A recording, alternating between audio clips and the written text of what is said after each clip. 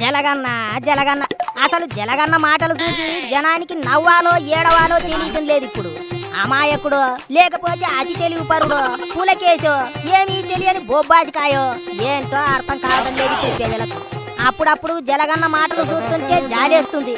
పోయిన 5 ఏళ్ళు ఏపీ ప్రజలకు జలగన్న వేడి వేడి పలావు వండి పెట్టాడట. ఆ పలావు రైస్ తిని ప్రజలంతా సుఖంగా ఉన్నారట. మధ్యలో కూటమి పార్టీలన్నీ వచ్చి బిర్యానీ వండి పెడతామని ఆశ చూపి ప్రజలంతా నమ్మి మోసపోయి ఓట్లేశారట.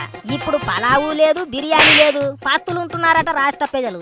మళ్ళీ 5 ఏళ్ల తర్వాత జలగన్న అధికారంలోకి వచ్చి ప్రజలందరికీ వైసీపీ పలావు వండి పెడతాడట. ప్రజలంతా ధైర్యంగా ఉండాలని చెబుతున్నాడు. అంతా చూస్తుంటే జలగన్నకు చిన్న మెదడు సితికిపోనాదా లేకపోతే పెద్ద మెదడు పని చేయడం లేదా అనిపిస్తుందట చాలా మందికి. ఆ దరిద్రపు పాలన వద్దనుకునే పట్టుమని 11 సీట్లు ఇచ్చారు ఏపీ ప్రజలు. అయినా సరే జలగన్న తాను పలావు వండి పెట్టాను, ప్రజలను పువ్వుల్లో ఎట్టి చూసుకున్నాను అంటున్నాడంటే పిచ్చి పట్టిందో ఏటోనని భయపడిపోతున్నారు ఇప్పుడు చాలా మంది.